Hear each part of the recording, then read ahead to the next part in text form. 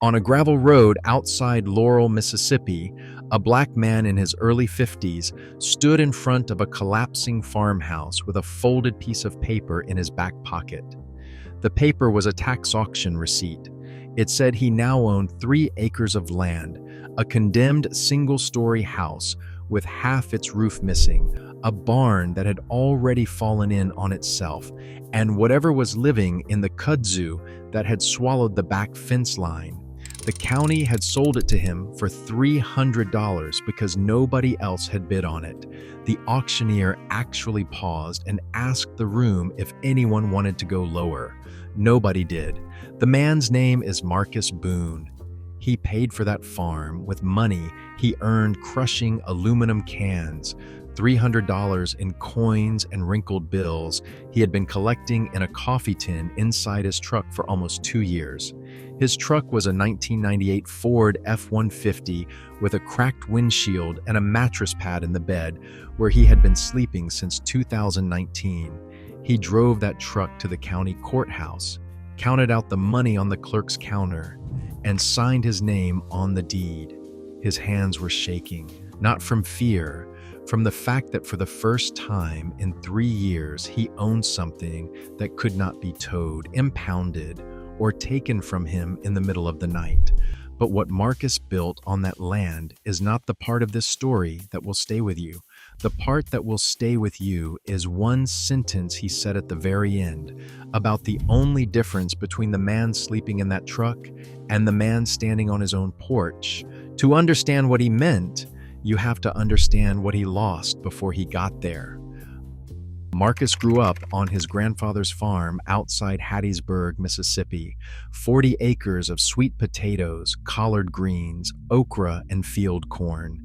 His grandfather raised chickens, kept 2 dairy goats, and had a smokehouse out back where he cured pork every November.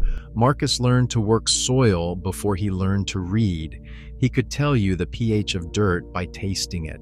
He knew which weeds meant your nitrogen was low and which ones meant your drainage was bad. He knew how to save seeds, rotate crops, and build a fence that would last 20 years. His hands knew land the way a musician's hands know an instrument. After high school, Marcus went into construction, bricklaying, concrete work, framing, roofing. He worked across the Gulf Coast for 22 years, building strip malls and subdivisions and churches. He was good. Foremen asked for him by name. He never missed a day. He never showed up late. Then Hurricane Katrina hit in 2005 and took everything.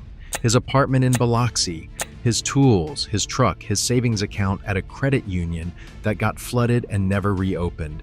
Marcus applied for emergency housing assistance 3 times. The first application was lost. The second was denied because he could not provide a permanent address, which is exactly the thing he was applying for help to get. The third was approved, and he was placed on a 22-month waiting list. The system did not fail Marcus. The system was never built to catch someone falling that fast. He spent 2 years in FEMA, temporary housing, then bounced between jobs in Baton Rouge and Mobile. He got back on his feet slowly, rented a small place in Gulfport, and started rebuilding his tool collection. Then the 2008 recession wiped out construction work across the Gulf region. The jobs disappeared. The rent came due anyway. The landlord did not care about economic downturns. By 2010, Marcus was living in his truck. He stayed in his truck for almost a decade. He parked at rest stops, behind churches and Walmart parking lots, at campgrounds that charged $5 a night when he could afford it. He showered at truck stops. He washed his clothes in gas station sinks. He picked up day labor when he could find it, mostly landscaping and demolition. On the days he could not find work, he walked the roads collecting aluminum cans and black trash bags, crushed them flat with his boots, and stored them until he had enough to sell at the recycling center in Hattiesburg. He never drank. He never used drugs. He never asked anyone for money on the street. He just worked and waited and saved every single can. But in that decade, Marcus learned things about survival that no government pamphlet ever taught him. He learned them the hard way. He learned that 3 nights maximum at any one spot, arriving after 10 and leaving before 6 with a sunshade across the windshield and no interior light after dark, made his truck invisible. He went 30 straight days without a single knock on his window. Before he figured that out, he was getting run off every other night. Every knock at 2 in the morning costs you sleep you cannot get back. Sleep is the first thing that goes. Everything else falls apart after that. The first winter almost killed him. He woke up at 3 in the morning, shaking so hard his teeth ached. His sleeping bag soaked from his own condensation. The cold was not coming from the air above him. It was coming from below. The metal floor of the truck bed was pulling heat out of his body about 25 times faster than still air. A $400 sleeping bag would not have fixed it because the problem was not the bag. It was the floor. The next day, Marcus spent $13 on a sheet of Reflectix, 2 flattened cardboard boxes from behind an appliance store, and an emergency blanket from a gas station. He layered them under his mattress pad, cardboard on the bottom, Reflectix in the middle, emergency blanket on top. That night he slept through until dawn for the first time in 3 weeks. $13 fixed what $400 could not. Number 17, meatloaf with tomato glaze and green beans. He learned food timing the same way. Which churches served meals on which days, which grocery stores set out bakery items at specific times in the evening, which food banks ran on which schedule. He kept a small notebook in the glove box with days, times, and addresses. His daily food costs dropped from $11 to almost nothing. That notebook was worth more than every dollar he had spent at gas station counters the previous year. The hardest part was not the cold and not the hunger. The hardest part was his thinking. Around month 3, he noticed he was making worse decisions, forgetting appointments, sitting in parking lots, unable to choose which direction to drive. Researchers at Princeton published a study in 2013 showing that financial scarcity consumes so much cognitive bandwidth, it produces the equivalent of a 14-point IQ drop. The thing that traps you also takes away the tool you need to escape. Marcus did not have the science. He just knew his brain felt heavier than it used to, and he fought it the only way he knew how. Same morning sequence every day. Wake up, fold the bedding, drive to the church for water, check the notebook, move. The routine was the one thing he controlled, and controlling one thing kept the rest from collapsing entirely. The farm he bought was worse than he expected. The house had a hole in the roof the size of a kitchen table. The floor had rotted through to the crawl space. The porch had collapsed on one side. Wasps had built nests in every room. The barn was just a pile of gray wood and rusted tin leaning against itself. The fields were chest high in Johnson grass and blackberry brambles so thick you could not walk through it. The county had condemned the house 4 years earlier. The previous owner had died and left no heirs. Marcus moved in anyway. That first night, he slept in his truck in the driveway because the house was not safe to enter after dark. The next morning, at sunrise, he started clearing brush. The first month was just clearing. He borrowed a chainsaw from a man at a church down the road, cut brush for 12 hours a day in Mississippi heat that hit 100 degrees by noon, and hauled debris to burn piles by hand.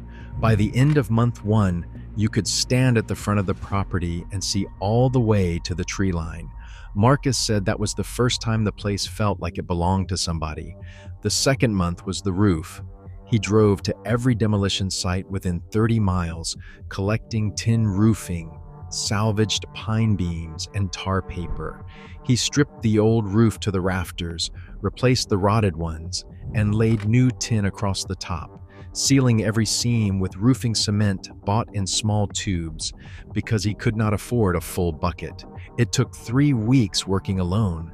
The day he finished, it rained. He sat inside and listened to the rain hit the tin, and not a single drop came through. He sat there for a long time just listening.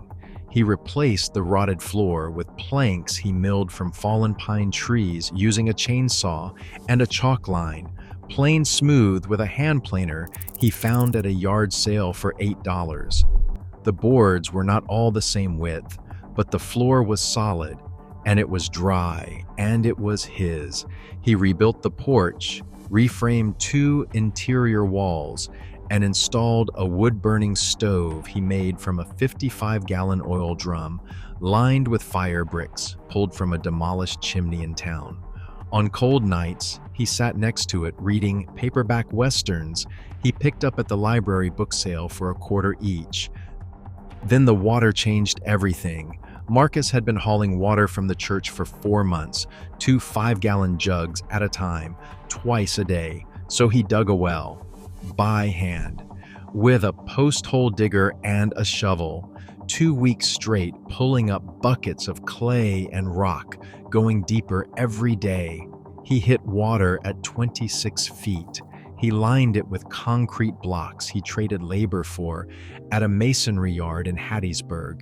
He rigged a hand pump from a farm estate sale for $12 and built a gravity-fed system from a food-grade barrel and PVC pipe. The day the water came through the pipe and into the cast iron sink he had pulled from a demolished house across the county, Marcus washed his hands under his own running water in his own kitchen, and for the first time in over 10 years. He said later that he just stood there watching the water pour over his fingers, like he had forgotten what it felt like to have something this basic, something this ordinary, something every person with a home takes for granted every single day. The animals started arriving before Marcus planned for them. A skinny pit bull mix showed up one morning with a torn ear and ribs you could count from across the yard. He fed her a can of Vienna sausages, and she never left. He named her Belle. Then 18 chickens from a neighbor whose coop collapsed in a storm. Then goats from an elderly woman moving into assisted living. Then cats left in a box at the end of his driveway, puppies from a drainage ditch, 2 donkeys, a pot-bellied pig dropped off at 3 in the morning, and a sway-backed mare named Dottie, whose owner had gone to prison. The county animal control officer started calling Marcus because he had heard about the man on the old Perkins place, who never said no. By the end of the first year, he had 40 animals and had built shelters for every one of them from salvaged wood and scrap. Now I need to be honest with you about something. Marcus's story is one man on 3 acres in Mississippi. But before the farm, there were 10 years of systems. The parking rotations that kept him from getting knocked on at 2 in the morning. The $13 cold layering that let him sleep through winter in a truck bed. The food timing notebook that dropped his daily spend from $11 to nothing. The morning routine that held his mind together when everything was trying to break it. He figured it all out alone, one bad night at a time. And most of what he lost in that first year, he lost because nobody had written any of it down for him. Somebody has written it down now.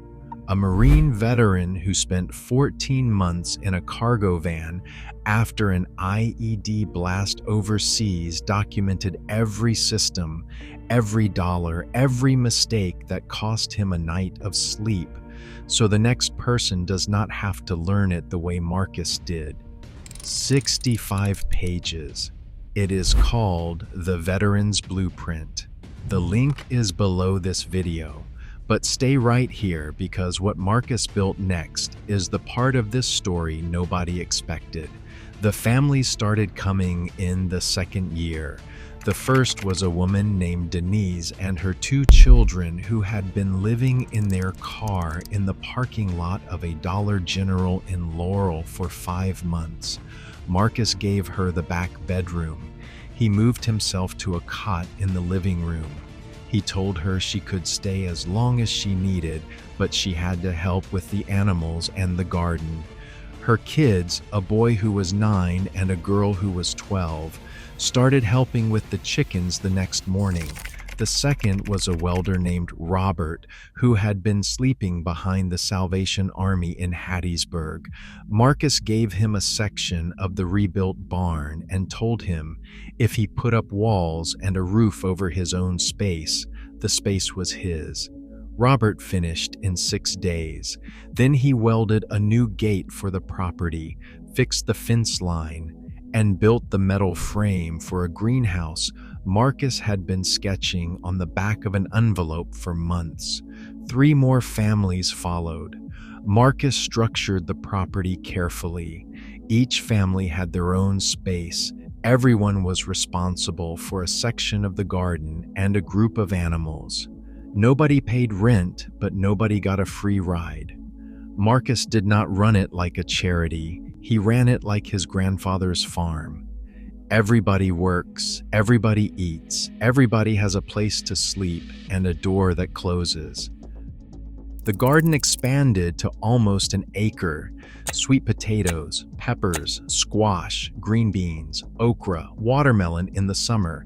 They grew enough to feed everyone on the property and started selling extra at a roadside stand on Saturdays. A local news crew from Jackson showed up one afternoon. The reporter expected a 5-minute segment. She stayed 3 hours. After the story aired, people sent tools, seeds, fencing material, and a used tractor. A vet in Jackson offered free monthly visits. Marcus turned down 2 offers to move somewhere bigger. He said 3 acres was enough. Every Saturday morning now, Marcus runs a free workshop on the property. He teaches anyone who shows up how to grow food, build a coop from scrap, dig a well, preserve vegetables, read soil, and save seeds, the things his grandfather taught him. And he teaches the other things too, the things from the truck, how to stay warm with nothing, how to eat without a kitchen, how to keep your mind working when everything around you is trying to shut it down. He teaches those because he remembers what it cost to not have them. 3 other formerly homeless people in the area have started their own small homesteads after attending his workshops. He helped each one personally, loaned them tools, and showed up on their land to dig post holes. Marcus lives full-time on the farm, in the house he rebuilt with his own hands.